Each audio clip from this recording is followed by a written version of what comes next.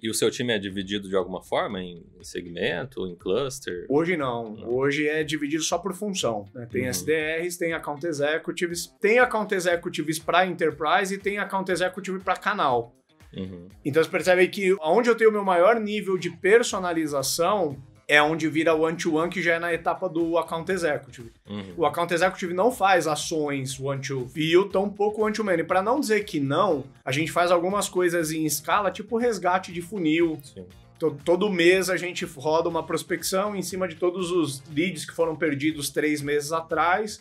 E isso sai do próprio AE. É automação de WhatsApp, automação de e-mail. Inclusive, uma dica que eu deixo pra galera, se funciona muito. Assim, a gente resgata 10% do pipeline perdido 3 meses atrás, volta para pipeline presente, disso 1/3 fecha. É um negócio que, tipo, já salvamos muito mês, já batemos meta que tava para ser perdida fazendo esse tipo de ação.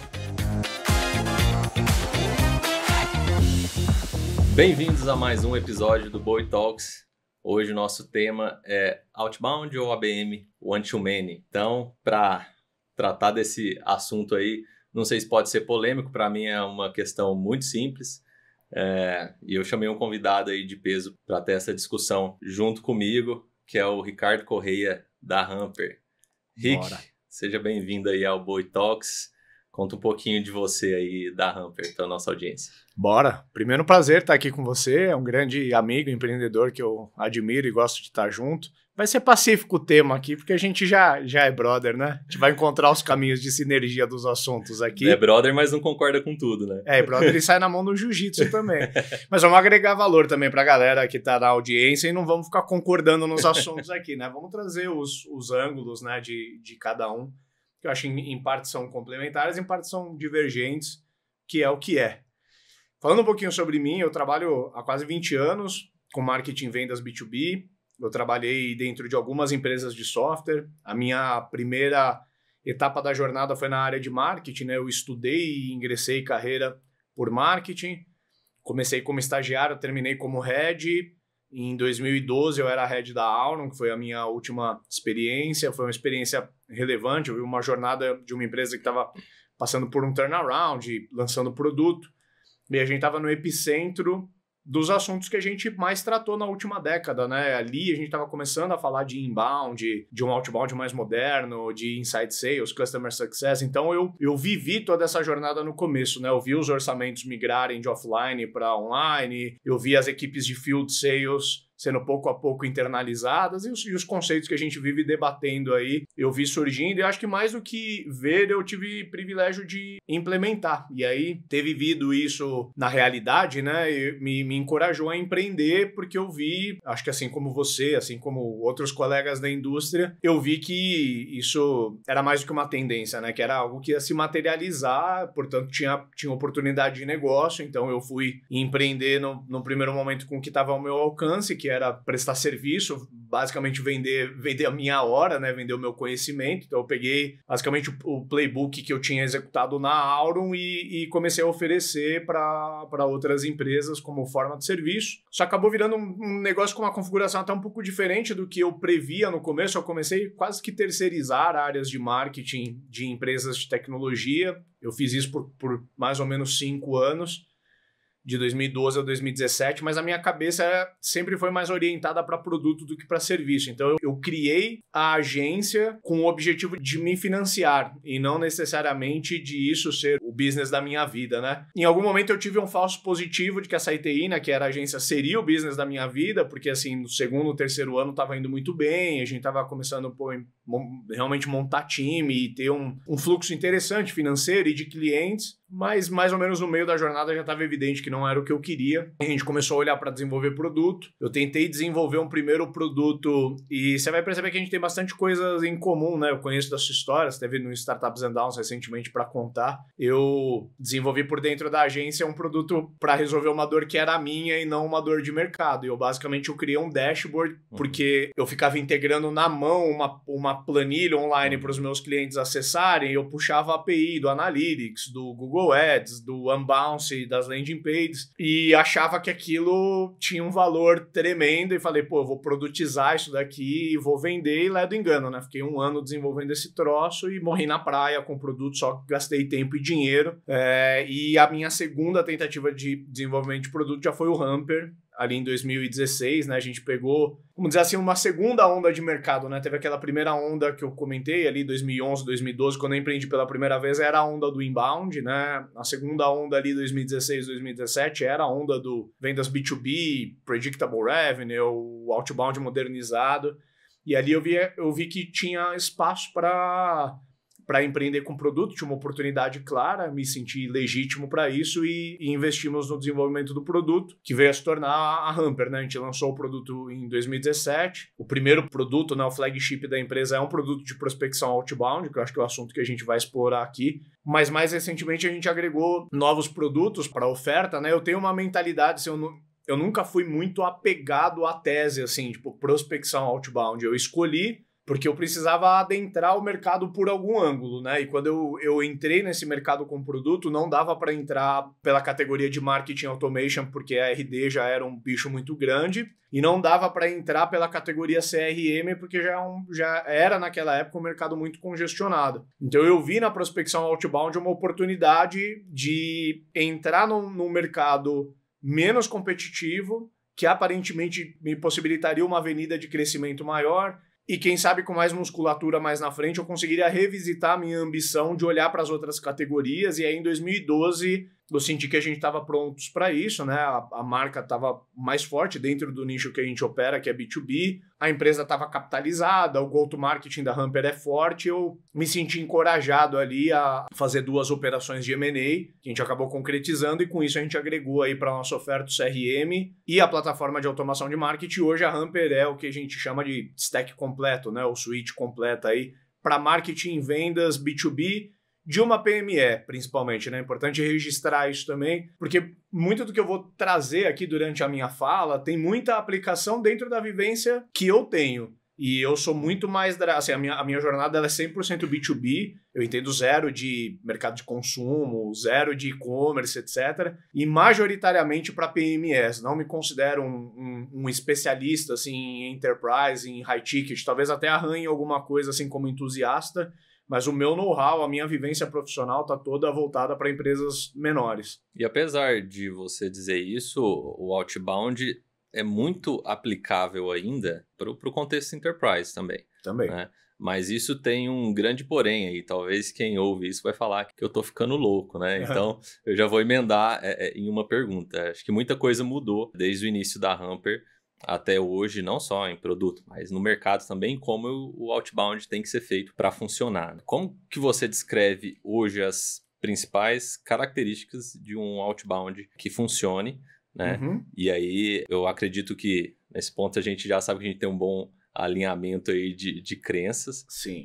E vai ser a razão de eu falar que pode funcionar com Enterprise é por conta dessas características, né? E por ver que isso na prática é o que acontece e ainda funciona quando feito da forma correta. O que é essa forma correta aí na sua visão? Boa. Eu vou responder sua pergunta em 2 tempos, né? Eu vou começar falando sobre o que eu vejo que mudou. O outbound ele é muito associado à prospecção para enterprise, né? De fato. Tanto é que quando se começou a se falar disso no Brasil, tinha um ancorado em algum ticket ali, algo na ordem assim, você tem que vender alguma coisa de $10 mil, eu acho que era o número mágico ali, né, que todo mundo fala.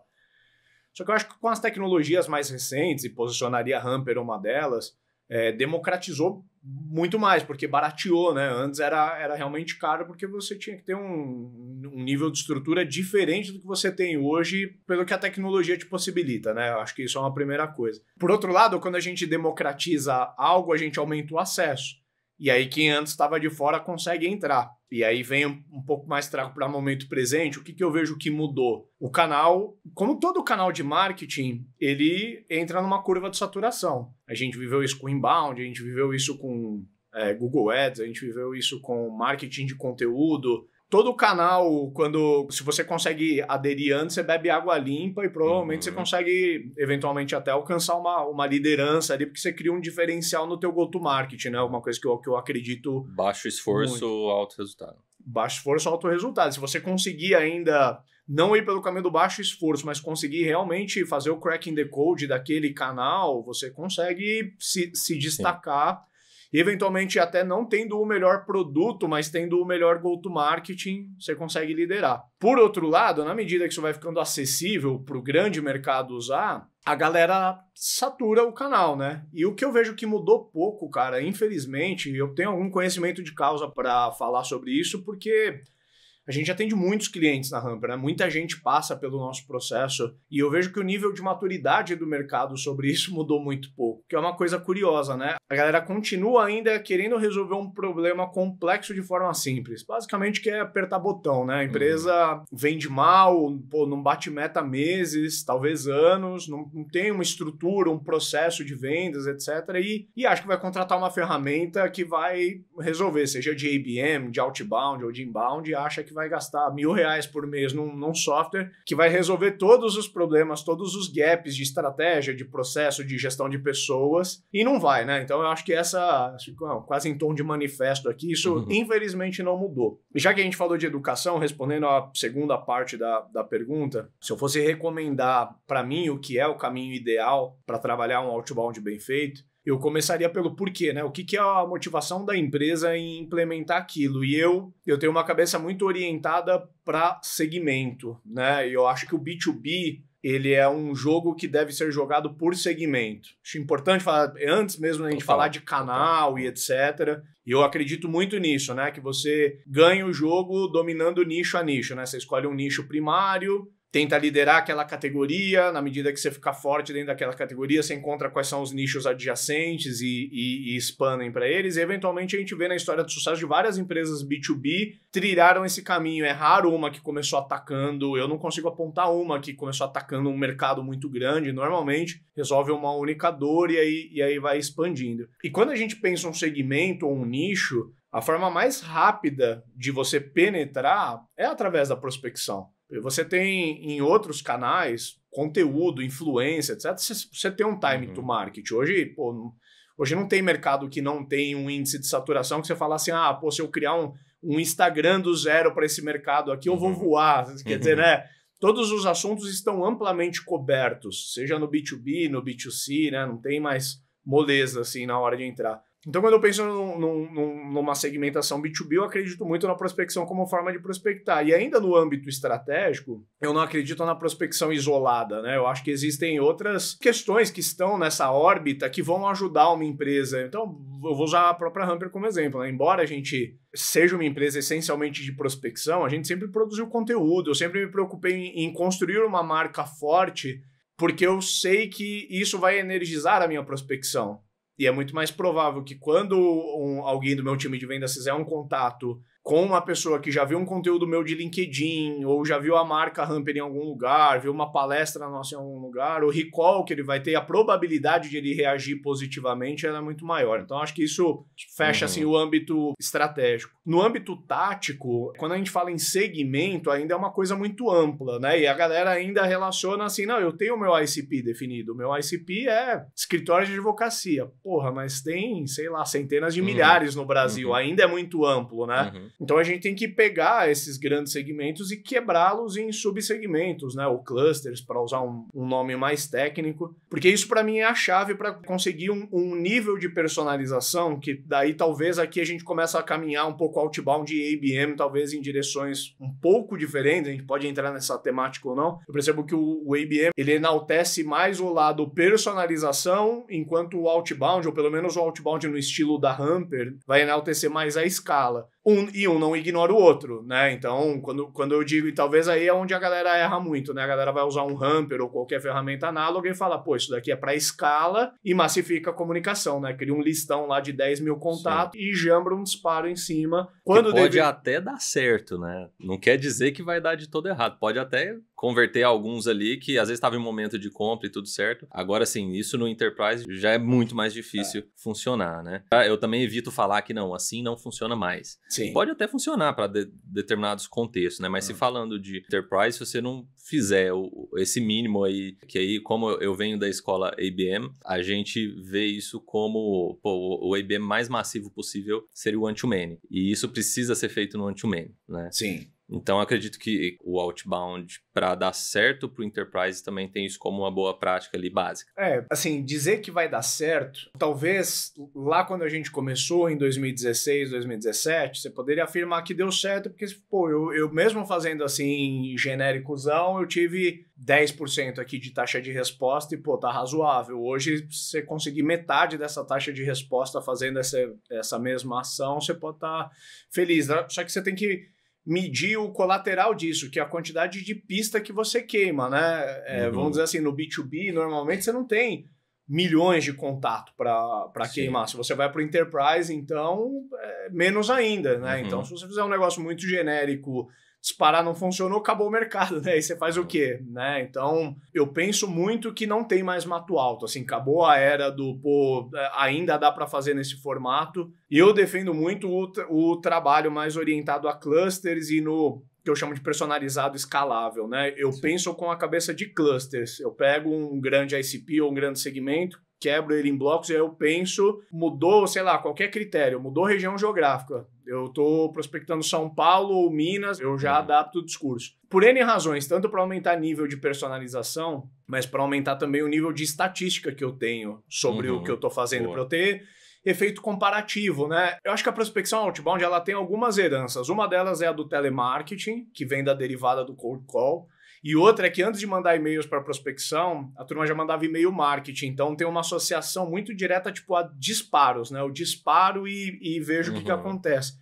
E quando você trabalha com cadências de prospecção, você pode manter as coisas sempre em ongoing, né? Você pode ter 4, 5 cadências rodando ao mesmo tempo, você vai aprendendo com elas, você vai vendo quais estão funcionando, quais que não estão, pausa que não está funcionando, arruma ela e volta ela depois, né? Ou seja, você tem uma dinâmica diferente que eu vejo que a galera tem muita dificuldade ainda de aplicar. Mas se fosse resumir a resposta aqui, no nível tático, para mim, o que vai fazer a grande diferença é pensar cluster e usar uma abordagem personalizada, escalável. Para a gente já fechar essa questão aí de diferenças, e se há diferença ou não, a minha visão particular, eu não sei se você concorda 100%, quando eu olho para a lista de boas práticas, Outbound Boas Práticas 2024+, né? E olho pro playbook ali, ABM One-to-Many, né? Bem by the book mesmo, bem conforme a literatura, eu vejo pelo menos 80%, 90%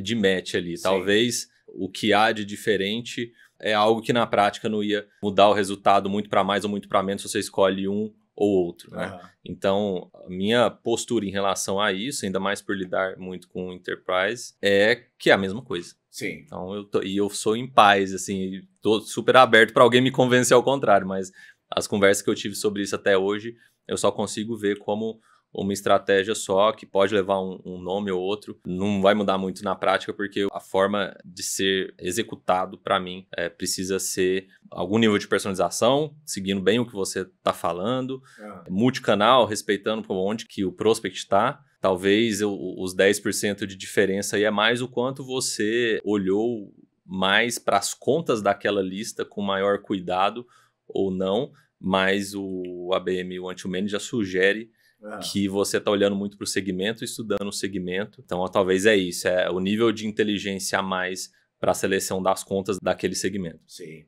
Pois é, eu tenho até dificuldade, né, em entender, assim, né, te consultei que para mim é especialista na área de IBM, eu prefiro ouvir você, né, quando vai dizer, assim, qual que é a diferença, né, do IBM One-to-Many para o Outbound, porque se eu fosse tentar explicar cada um deles, vai desembocar praticamente no mesmo lugar, né? Eu acho que, tecnicamente, são metodologias que vão se apropriar basicamente dos mesmos meios e das mesmas mensagens, talvez tenha um ajuste na forma, mas eu tenho a interpretação, eu falei muito do Outbound, para mim é para quem tem a cabeça do segmento, eu sempre entendo o IBM quando você tem uma cabeça para contas, né?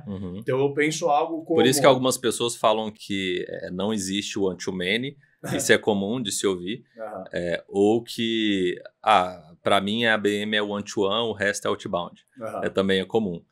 que acho que converge com bastante do que a gente está falando aqui. Talvez o meu posicionamento seria esse, né? Pensei one-to-one, nível de conta, tipo, quero vender para as maiores redes de varejo do Brasil. Tipo, defina maiores. Cara, as 5 maiores. Beleza, então tô com cabeça a nível de conta. É muito diferente de vender assim, eu vendo para empresas de varejo. Que isso até não é nem segmento, é mercado, né? Você fala, eu vendo para e-commerces, aí você tá começando a fechar mais no segmento. Mas talvez, né, cara, a gente vive uma questão do nosso mercado, vamos dizer assim, que as metodologias, elas tentam se apropriar, aumentar o seu tamanho de mercado, vamos dizer assim, né? E essa discussão, cara, a gente que tá há mais tempo no mercado, eu já vivi ela algumas vezes, né? Eu lembro que, quando a gente entrou ali com Outbound e precisava explicar pro mercado o que era, e algumas vezes fala assim, mas se manda e-mail assim, personalizado, mas isso já não é o que o inbound tava fazendo. E aí, em contrapartida, fala assim, a galera que faz inbound intensivo, naquela época, talvez até hoje continue fazendo, faz muito aquele negócio assim, o cara baixou um e-book, já faz um ativo. Sim. E aí, será que isso já não era outbound, sim, né? A gente sempre chamou tecnicamente de inbound ativo, mas o quanto que já não vira... E aí, cara, talvez tentar pacificar, assim, em termos técnicos, vem até menos ao caso, né? Eu particularmente, não tenho muito apego à forma, eu tenho mais apego ao mérito, né? Eu quero trabalhar, assim, desenhar o processo que chega no resultado. Como que o mercado usa em termos de terminologias, me importa um pouco menos. E outra, se a gente pode falar de semelhança, mas eu acho que eu estaria me contradizendo, né? Como eu vejo como uma estratégia voltada para uma prospecção ativa a nível de segmento. Também vejo muitos recursos hoje em dia que ajudam nesse paradigma aí de escala versus personalização, né? Eu acho legal e quando você traz, né? Eu já vi outros conteúdos seus trazendo isso, que essa divisão por cluster, e quanto mais você quebrar isso em grupos com características semelhantes, quanto mais quebrar, mais personalizado você consegue fazer. Sim. Você vai ter um trabalhinho a mais ali para setar cadências diferentes e com mensagens diferentes. Mas eu também vejo, puxando uma pauta aqui de tecnologia, algumas iniciativas que possibilitam você personalizar a própria abordagem que vai além das tags, né? De Sim. first name, e-mail, indústria, cargo e tal. Você tem estudado isso? Você tem referências? O que você tem visto em relação a essas ferramentas aí que possibilitam esse nível de personalização maior sem perder a escala? Legal. Eu gosto sempre de responder, quando a gente fala assim, de tecnologias mais da vanguarda, sempre de separar um pouco do que a minha cabeça como nerd no assunto vis-a-vis o que o meu cliente que está na ponta da linha precisa, né? E aqui sem desmerecer, né, que o cliente está atrasado e que eu estou muito na frente, não é sobre isso, mas a gente tem por tendência estudar muito o que está acontecendo lá fora e tá antenado, então eu vejo e a gente já tem recursos na própria Hamper, por exemplo, para fazer através de IA, ter blocos de customização que, basicamente, para trocar em miúdos, eu tenho no Big Data da Hamper, todos os tomadores de decisão que eu tenho o perfil de LinkedIn da pessoa e o perfil da empresa. Então, não me custa eu mandar um robô que vai, eu tenho esses robôs desenvolvidos, que vai, rastreia ali o perfil de LinkedIn do Kelmer, dá uma estudada no site da Bow e no site da Harpoon, e me traz alguns blocos de customização ali com base no que ele foi entendido. Mas uma coisa é já ter o poder de fazer isso, outra coisa é entender que o mercado está pronto para usar algo nessa linha. Então, a gente sabe como fazer, hoje a gente ainda não disponibiliza. A maneira como a gente vai disponibilizar, e isso eu estou adiantando um pouco do que está no roadmap, talvez entre o final do ano e o começo do ano, no lugar de colocar esses blocos de customização direto já dentro, ou seja, tomar essa decisão pelo usuário, a IA nossa vai ficar no meio do caminho. Eu vou sugerir para o nosso usuário coisas que ele poderia usar para abordar o Kelmer, mas eu vou sugerir e não inferir na abordagem. Eu tenho um pouco de receio por ver o comportamento geral de quem adota a ferramenta como Prospect, que a galera, de fato, quer assim, automatizar o máximo que dá. E eu particularmente não confiaria muito, assim, a minha prospecção 100% na mão de robôs ou de IAs, por mais avançado que esteja, né? Eu acho que algum nível de entendimento humano, né? Para mim, o grande diferencial, assim, quando eu vou prospectar, por exemplo, pela Humper um nicho, é demonstrar o quanto que eu conheço daquele nicho, né? Eu acho que existem coisas que eu particularmente não abriria a mão, né? Por isso que eu gosto sempre de diferenciar o que já é possível fazer com tecnologia vis-a-vis o que o mercado está pronto para fazer agora. Outra coisa que eu acho interessante que vocês abordam muito é que, mesmo sendo uma empresa que vende um software essencialmente de prospecção, é mostrar que isso precisa, para fazer sentido, para funcionar, também precisa estar atrelado a outras estratégias, né? Você citou alguns exemplos aí. Então, eu lembro muito de vocês falarem da janela de ligação, e a gente tem hoje mais acessível alguns sistemas que mostram visitas no site que vieram especificamente daquela empresa, que aí são aí o início dos dados de intenção, né? Acho que é bem o centelho disso, porque é muito além, né? Mas o que o mercado está conhecendo mais sobre dados de intenção é basicamente o Web Visitor Tracking, né? Sim. Então eu gosto muito dessa interação, e isso também é algo que a gente busca fazer no ABM, que vem aí a razão de se pregar tanto, que a integração entre os times, integração de marketing e vendas, que a ABM não é só inbound, não é só outbound, mas é isso muito junto. E aí reforça mais uma vez, mas eu vejo uma empresa que fala o dia inteiro de outbound falando que isso já tem que ter, já precisa haver essa interação, né? Baseado na audiência de um conteúdo, quem baixou, isso já virá input para o time de prospecção ativa. Então, mais um item aí que eu vejo em comum, pelo menos o outbound que eu conheço vindo da Humper, né? Não é de hoje que vocês falam sobre isso. Perfeito. Eu gosto, cara, desse espaço. Eu tenho até uma questão pessoal, assim, em algum momento do mercado, às vezes eu ia, sei lá, dar uma palestra, alguma coisa, e a galera falava assim, pô, estamos aqui com o maior especialista de outbound do Brasil. Cara, eu nunca gostei, assim, desse título, e eu não faço nem questão, não me considero, assim, o maior especialista em outbound de longe. Eu gosto muito mais de olhar o que uma empresa B2B precisa de forma geral de go-to-market, precisa fazer para crescer. Não importa se é outbound, inbound ou um approach muito mais voltado a gerar pipeline, gerar venda, gerar receita do que qualquer coisa. Perfeito, cara. E eu vejo muita galera querendo ser puritana, assim, na escolha, né? E ficar gastando cognitivo tentando distinguir uma coisa da outra. E como eu já falei, eu tô menos preocupado com isso. E com essa mentalidade, na Humper, a gente sempre procurou fazer algumas coisas diferentes, né? A gente sempre procurou conciliar as coisas, de novo, menos preocupado com o nome que isso tem. Então eu gosto muito, você falou de dados de intenção, antes de falar sobre isso, queria falar um pouco, eu gosto muito de trabalhar a prospecção a partir de sinais. Sinais sociais, sinais de inbound, por exemplo, uma coisa que a gente faz muito na Humper, se eventualmente alguém que está acompanhando a gente deve ver a gente fazendo isso, né? A gente tem lá uma missão de fazer uma live por mês. E qual que é o objetivo dessa live, né? Ela acaba tendo um espectro um pouco mais amplo de abrangência no conteúdo. A gente faz uma live, sei lá, inscreve 3.000 pessoas, vai ter 1.000 pessoas assistindo ao vivo ali no nosso YouTube. Pode ter ICP, pode ter fora do ICP, vem menos ao caso. É aberto, então assiste quem quer. Mas a gente está educando em massa naquele momento ali. Só que depois da live, a gente faz um shortlist de quem participou da live e está dentro do nosso ICP e faz uma prospecção em cima dessa galera. E o índice de engajamento dessa prospecção é brutalmente maior do que uma prospecção totalmente fria. A gente faz prospecção, vamos dizer assim, a mar aberto no LinkedIn, etc. Mas os índices são muito menores do que quando a gente concilia como uma live. Por exemplo, uma coisa que a gente não automatizou isso a nível de produto, é uma coisa que a gente flerta, é uma ideia que a gente troca como founders, como eu e você, como a gente poderia resolver esse problema, mas uma coisa que meus vendedores adoram fazer é assim, eu publico no meu LinkedIn todo dia.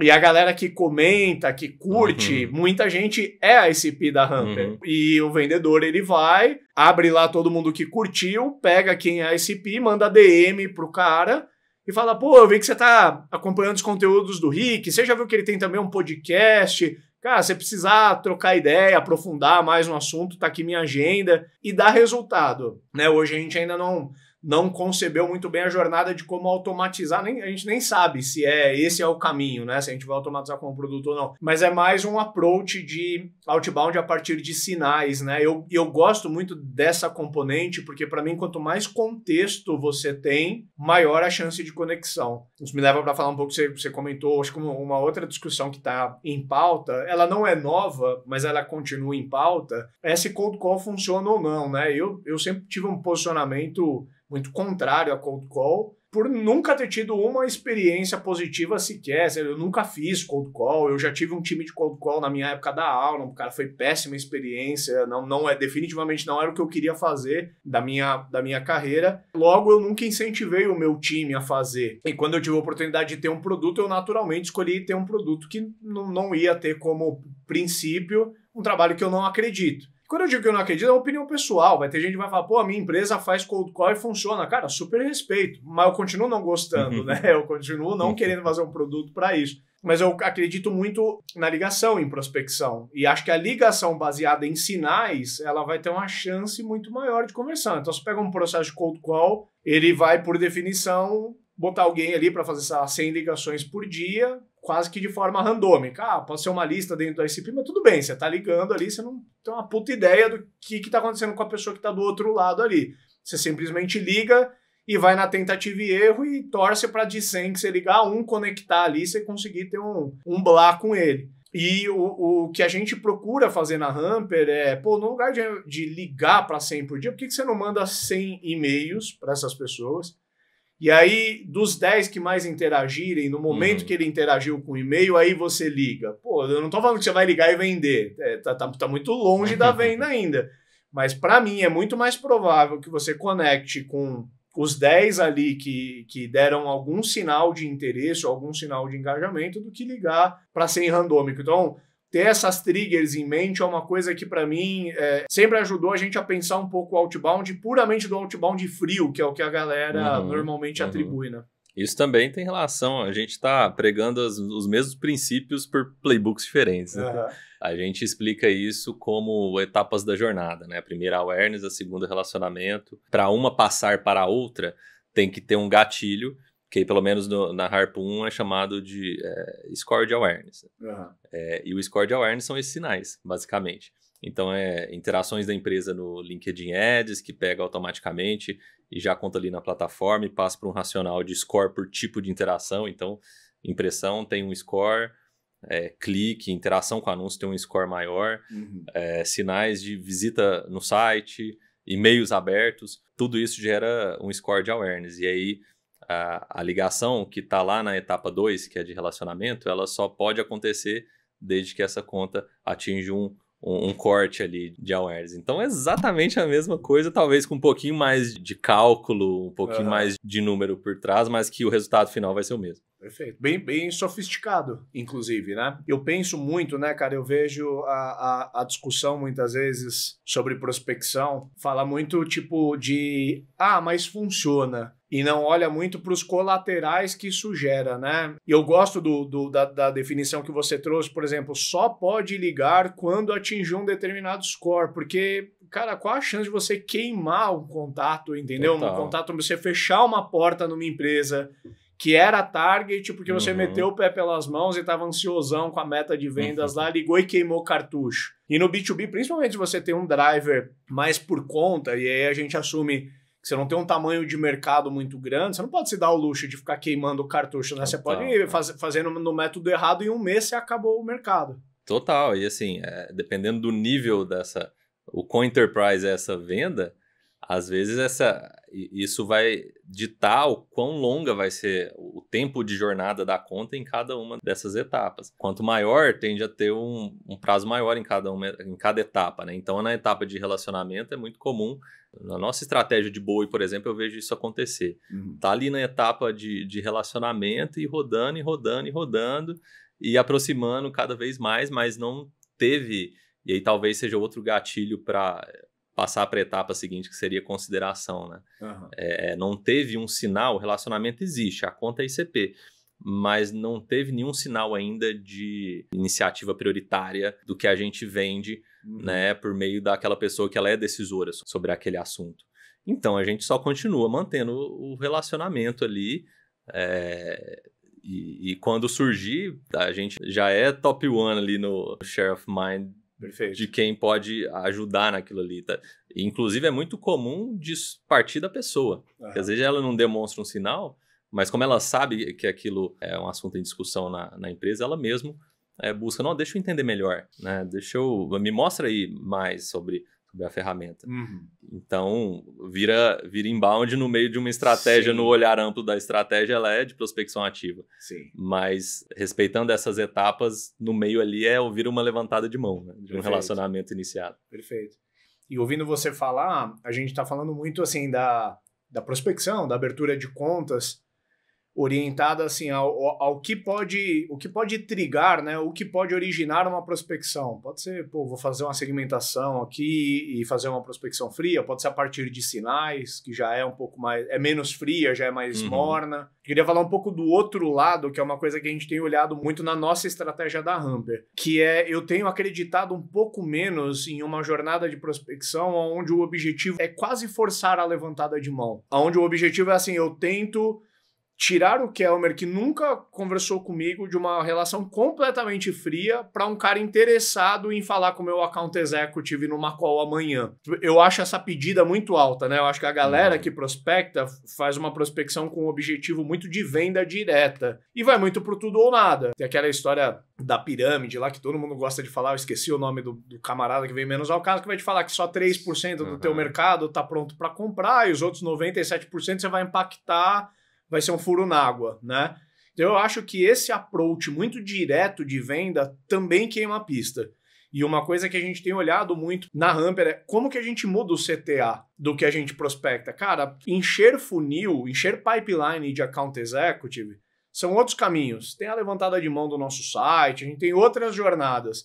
E a gente tem olhado muito assim que outros funis que a gente cria na Humper, que em algum momento desembocam oportunidades no pipeline do account executive, que no final do dia é o que converte isso tudo que a gente está falando em receita no caixa da empresa, tá certo? E a gente tem olhado para uma abordagem de usar a prospecção, por exemplo, para encher evento. A gente fez isso há uns meses atrás, validamos que funciona, pausamos um pouco para se estruturar melhor, e nessa época do ano, a gente está gravando agora já caminhando para a finaleira de 2024, a gente já está na Humper discutindo o plano de 2025, até porque algumas coisas mais complexas para a gente realizar em janeiro, a gente já tem que começar a estruturar o plano agora. Então, a gente está montando uma célula de SDR nova que está sendo treinada agora, e a partir de janeiro, a finalidade deles não vai ser prospectar para pôr lead no pipeline do AE. A gente vai fazer um evento por mês, você já foi nesse meu evento, a gente encontrou um lugar no perfeito, um auditório para 150 pessoas no prédio do lado da Humper,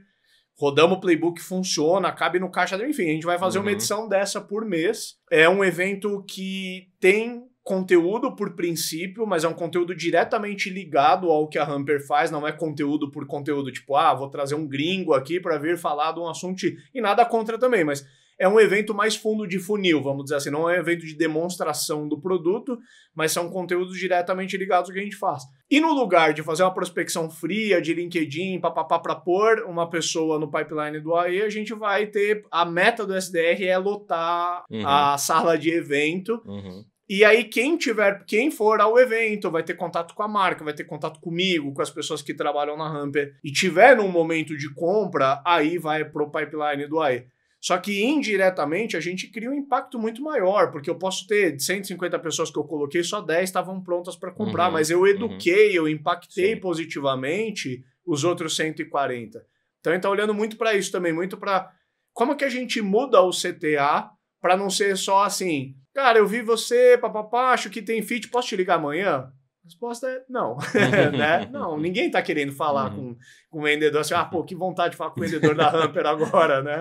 Pra comprar um negócio que eu não tô precisando, isso, né? Exatamente. Não tô precisando agora, né? Sim.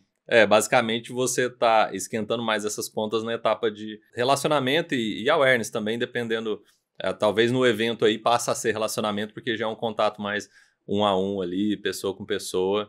mistura muita coisa, né? Relacionamento, awareness, educação. Pode ter um CTA já para venda, é um pouco diferente. Eu vou presumir que grande parte da sua audiência lide mais com vendas complexas pela sua origem. Mas o meu funil, ele é B2B, mas ele tem uma componente de venda de impacto. Eu não vou dizer que é adequado, mas eu consigo fazer um CTA num evento e vender no evento. Eu não vou dizer que assim, é fit, é o melhor jeito de vender. A gente até evita fazer...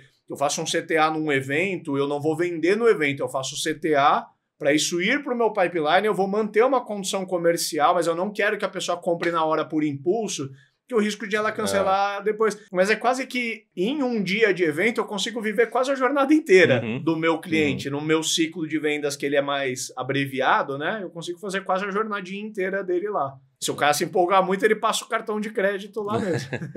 Basicamente, nessa visão de multicanal e estratégias e táticas ali agregadas, né, como uma visão única de go-to-market, você está fazendo o que a gente prega quando a gente fala de IBM. Sim, basicamente é isso. Com pequenas diferenças ali, como essa que você citou no final, que para o Enterprise o impacto pode ser, provavelmente seria muito próximo de zero, mas tirando essas pequenas nuances aí, o playbook, a visão geral, tá muito, a convergência aí gigante aí. Boa. Mais similaridades bem mais similaridades do que diferenças. Então acho que chegamos num acordo aí, né? Ou vai virar Humper IBM ou Harpoon Outbound, né? De novo, importa menos a nomenclatura, né, cara? O que eu acho que importa, talvez dando o devido mérito, né? O IBM, eu entendo por uma metodologia mais moderna, mais estruturada, que abarcou muito dessas coisas, né? Tudo que eu tô falando que a gente faz na Humper não necessariamente é usando o nosso próprio produto. Muitas vezes o produto ele tá no centro, né? Ele é a engine que processa muitas das coisas, mas também não tem o apego em fazer tudo por dentro do produto. Tem muitas coisas satélites, né, que a gente testa fazer, e um pouco da nossa mentalidade na Humper é do que a gente faz hoje, é um mindset de empresa e assim, vamos tentar ir na frente e descobrir a gente, como que a banda toca hoje, qual que é o jeito de vender atualmente, a gente descobre isso testando, fazendo de forma desestruturada mesmo. E aquilo que fez sentido pra gente e que tem aplicação para nossa base de clientes, a gente começa a olhar para transformar em produto. Mas eu tenho sempre uma mentalidade aqui, cara, longe de querer posicionar a Humper como alguma coisa a mais, mas por a gente ter um posicionamento para ajudar a PME brasileira, eu falei aqui sobre muitas coisas que tá num nível de sofisticação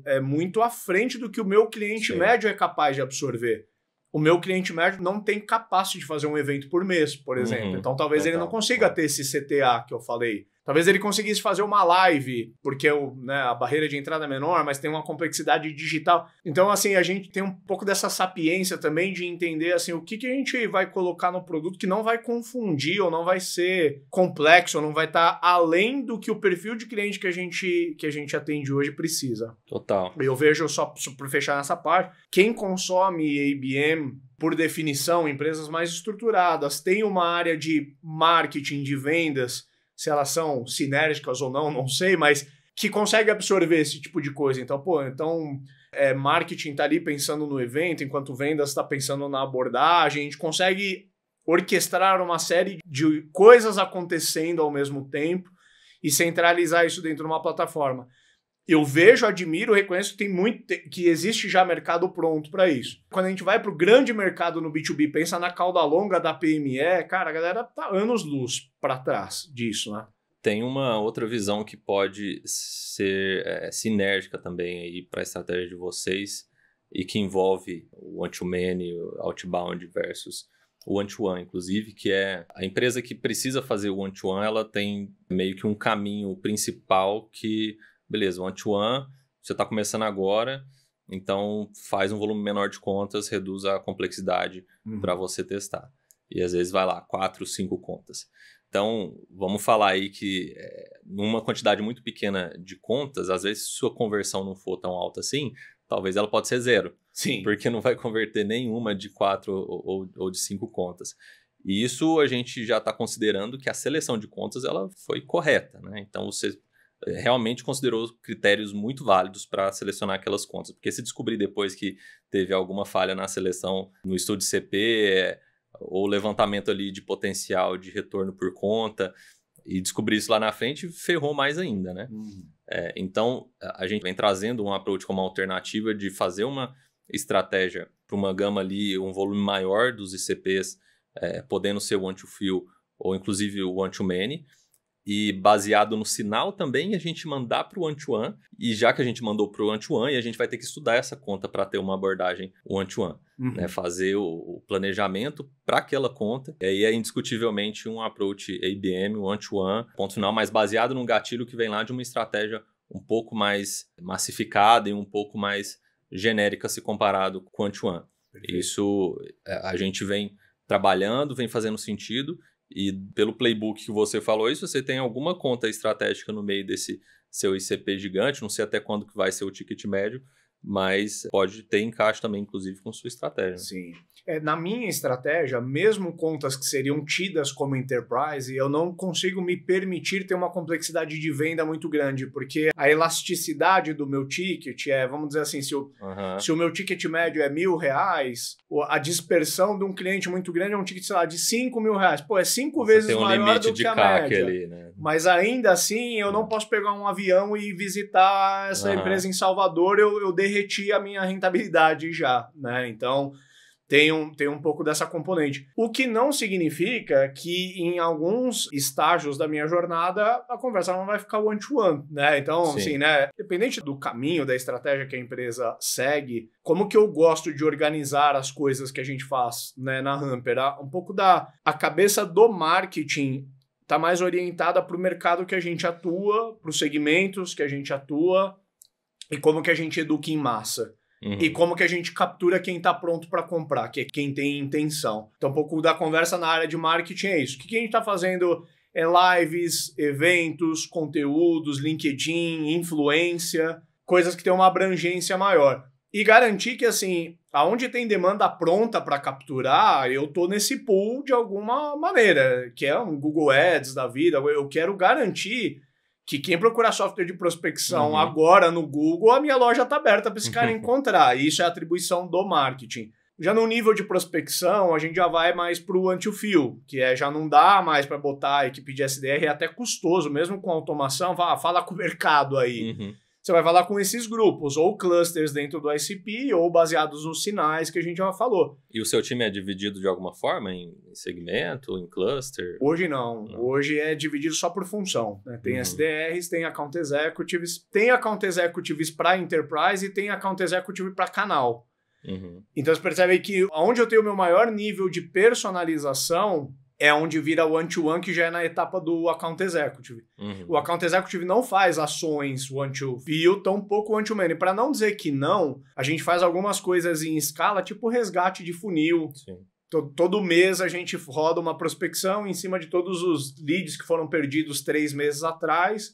E isso sai do próprio AE. É automação de WhatsApp, automação de e-mail. Inclusive, uma dica que eu deixo para a galera, se funciona muito. Se a gente resgata 10% do pipeline perdido 3 meses atrás, volta para pipeline presente, disso 1/3 fecha. Um negócio que, tipo, já salvamos muito mês, já batemos meta que estava para ser perdida fazendo esse tipo de ação.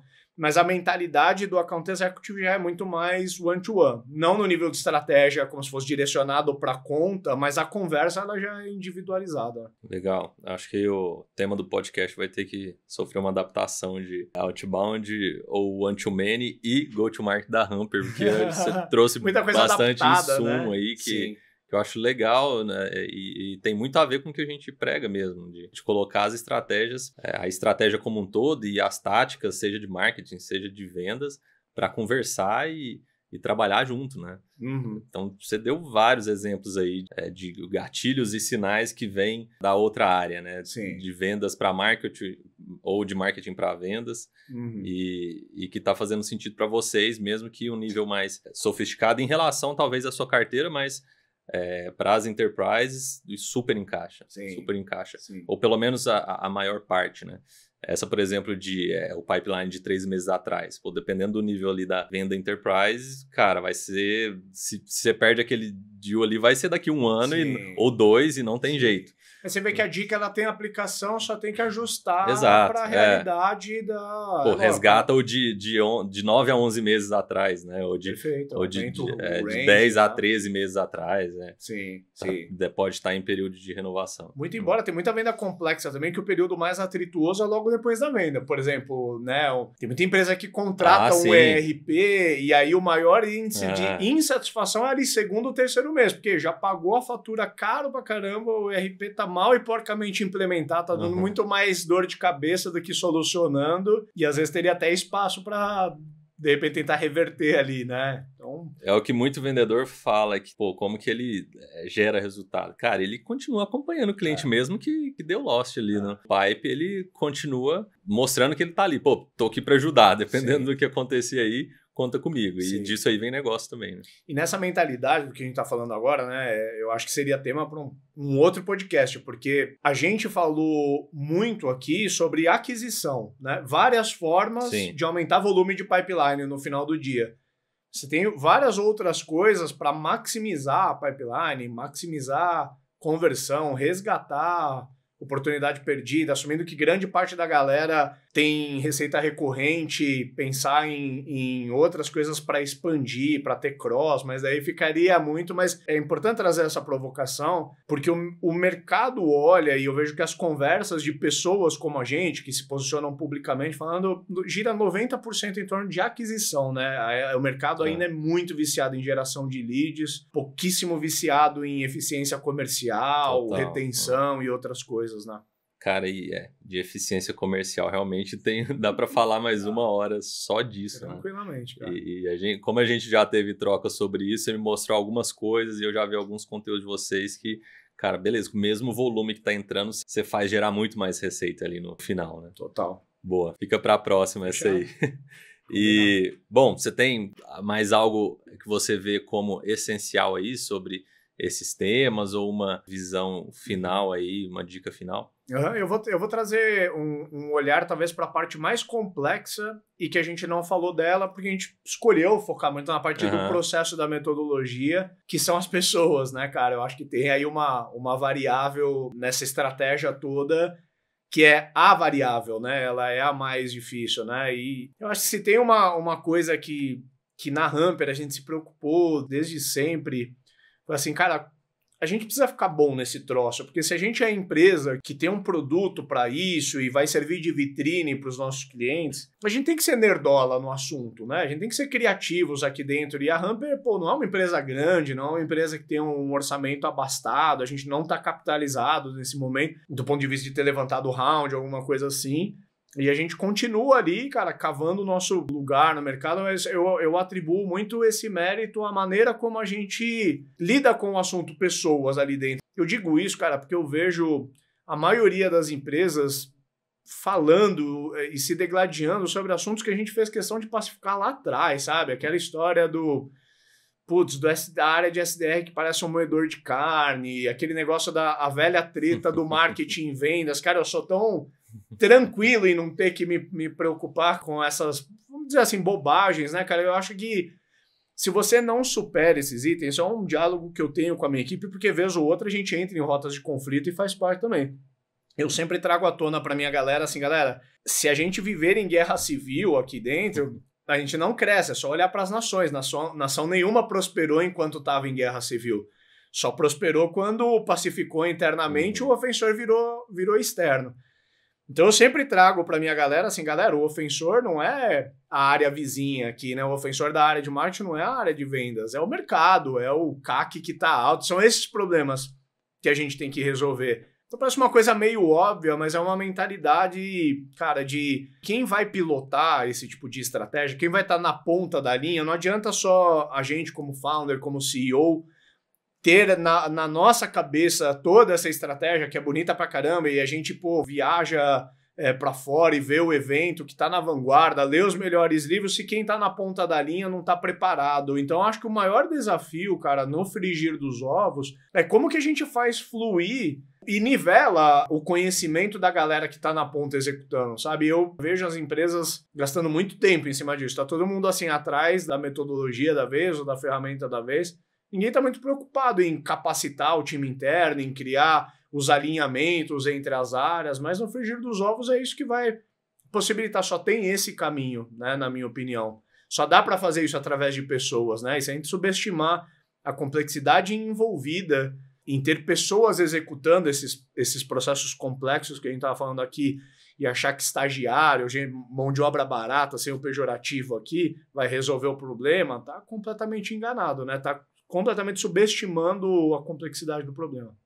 Aproveitando que você puxou esse ponto, eu lembro de ter conversado com um camarada aí de mercado, muito inserido também no prospecção ativa, dizendo que a grande questão das taxas de conversão depende muito ele colocou muita carga no SDR, não necessariamente em automações, ferramentas e tal, e a capacidade desse SDR ou BDR de pensar de forma inteligente na hora de fazer a abordagem, é essa ação que começa a mudar e gerar taxas de conversão maiores, né? Uhum. Aí entra nessa questão de, tá, beleza, então ou eu vou gastar mais tendo um time sênior de SDRs, né, e com mais bagagem e que já queimou o chão aí e beleza, ou eu tenho que mandar muito bem em treinamento. Sim. E esse tema é relevante, inclusive, para a IBM, por questões óbvias, porque esse papel existe ali também. Sim. Qual que é a sua visão, assim, entre essas duas linhas? O quanto realmente é possível essa rampagem aí por meio de treinamento,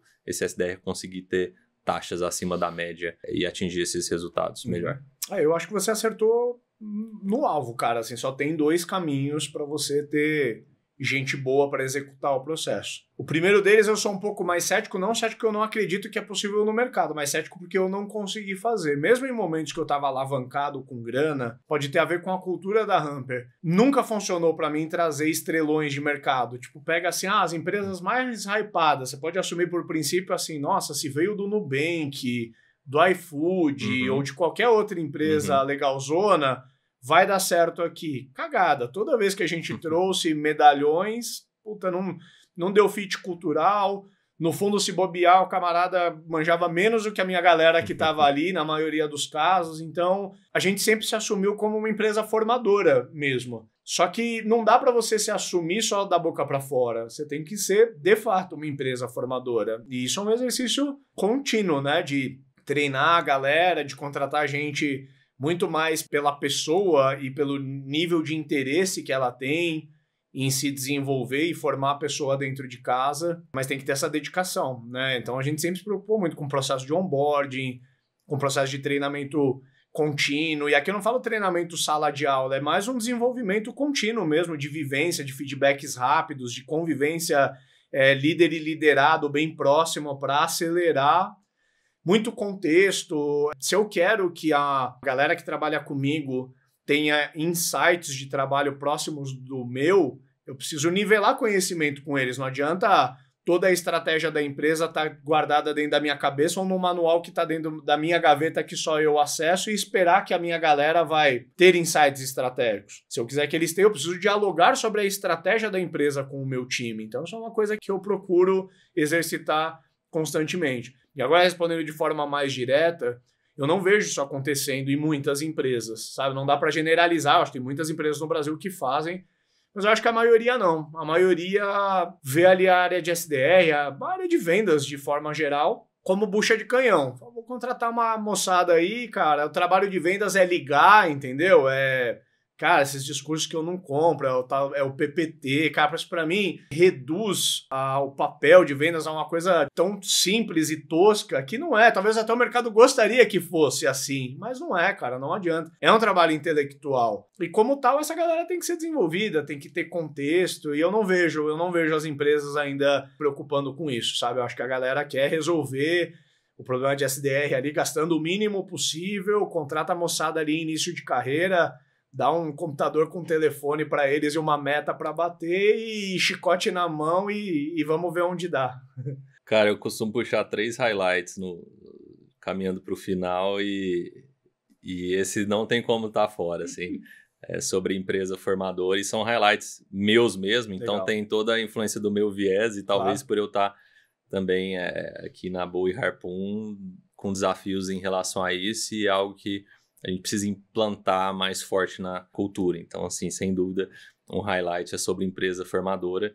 O segundo tem muito a ver com sua última fala também, até por consequência de ser uma empresa formadora, é o ferramental versus a capacidade de uso do ferramental. Quando a gente tem muita inteligência na execução, o ferramental ele tem um impacto muito baixo. Às vezes dá para fazer muita coisa com pouca ou nenhuma ferramenta, ou ferramentas longe de ser as ideais, talvez as mais baratas que cabiam no budget, mas, cara, com inteligência a gente consegue gerar muito resultado, independente do ferramental, né? Que vem, uma ajuda que vem de treinamento e de tudo que a gente falou aqui, porque a gente falou bem menos de ferramenta do que que é de se esperar de dois founders de ferramentas, né? Sim.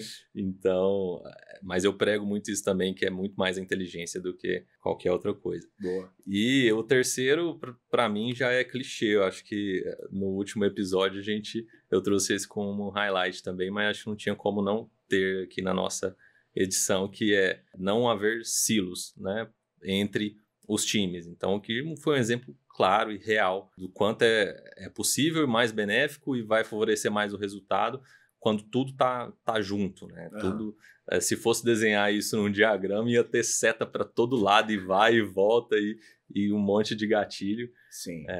Então foi bem legal aí esses highlights. Você concorda? Você traria um novo aí? Não, concordo demais, cara. Assim, sobre esse terceiro highlight, para matar rapidamente, eu vejo que a complexidade inerente desse processo leva que as áreas virem silos, porque cada área tem muito problema para resolver, nem sempre é sinérgico, muitas vezes é atrituoso, é a história do vendas falando que o lead não está qualificado, CS falando que vendas está focado em bater meta e põe cliente de fit duvidoso e por aí vai. Se não tiver uma gestão pacificadora nesse aspecto, uma gestão unificadora, não vai virar. Então, eu sempre gostei de liderar diretamente o time de revenue para botar todo mundo em sintonia. Eu faço reunião de marketing, vendas e CS juntos, com metas alinhadas, e eu faço essa galera se dar bem. A gente se desentende, essa reunião é de terça, foi ontem. Teve, se eu consigo contar aqui agora, assim, umas 3 vezes que o tom ficou meio estranho, inclusive comigo, porque ali é um toma lá da casa, é um nível de atrito dentro de um nível saudável pra gente discutir o bode que tá na sala, porque se a gente também quiser ficar só passivo, a gente não fala do problema. No nível de quem quer resolver problema. No nível de quem quer resolver problema complexo. Né? E aí a gente não leva pro pessoal, porque é o problema que tá estressando. Mas isso requer um nível de convivência, de maturidade que tem que ser intencional, não é da noite pro dia, isso não tá no livro, isso é fazendo, entendeu? São anos construindo. Eu não queria deixar de falar de ferramenta, porque talvez é um dos assuntos que a gente mais troca, no dia a dia. Você sempre me manda, dá uma olhada nisso daqui, eu venho eventualmente te mando. Até enche o saco, eu acho. Eu tenho um negócio, assim, né? Eu acho que como tantas outras coisas, dá pra você ter uma obesidade tecnológica, vamos dizer assim, né? Eu vejo muita gente que é fanática por estar assim, nossa, qual que é o stack da vez? E gosta de montar aqueles slides com 18 ferramentas e se acha a pessoa mais genial do mundo. Eu vou dizer com perdão, Francisco, eu tô cagando pra essas coisas, sabe, cara? Eu gosto de procurar, eu tô dizendo o que você falou, né? A diferença de você resolver de um jeito inteligente. E às vezes você vai muito mais straight to the point, sabe? Lá na Ramp a gente usa nossas ferramentas e pouca coisa ao redor, sabe? Não tem muita ciência de foguete, não. Acho que tem mais inteligência e mérito das pessoas em querer fazer o certo do que propriamente confiar que botando um stack de 18 ferramentas gringas o meu problema vai resolver. Não vai, né? Talvez é aquela história de na corrida do ouro só ganha dinheiro quem vende pá e picareta. Só quem ganha dinheiro com isso é, sei lá, consultor que ganha success fee dessas ferramentas, né? Deve ter alguém tem algum interesse alinhado em querer promover tanto. Eu sou menos desse time, vou dizer assim. Eu gosto mais do trabalho mais prático, mais simplificado. Obviamente, como alguém que vende tecnologia, um grande defensor da tecnologia, mas não necessariamente quanto mais tecnologia, melhor. Acho que existe um ponto ótimo aí. Boa. O Ricardo, valeu demais. Valeu. Quem quiser te seguir, ver esse tanto de conteúdo que você está postando todo dia, é fácil te achar no LinkedIn. Então, obrigado aí pela participação, foi um prazer muito grande. É sempre bom a gente ter trocas e dividir uma parte disso aí com a galera. Acho que a gente está contribuindo um pouquinho aí também. Show de bola, valeu demais pelo convite, prazer estar aqui, vou deixar registrado na audiência, estou desafiando ele no jiu-jitsu, ele tá correndo de mim, hein? Não, mas eu saí vitorioso. É verdade, as últimas eu me dei mal. E você avançou muito e eu tô meio parado, então nossa, quando eu penso... Eu tô louco pra dar o troco. Eu sei. Boa. Legal demais, irmão, demais, obrigado cara. aí, valeu. Quem curtiu aí, compartilha com algum colega, se inscreve e continue nos acompanhando aí. Fica à vontade para nos chamar, estamos sempre dispostos a contribuir aí com o mercado. E é isso. Obrigado por nos acompanhar e até a próxima.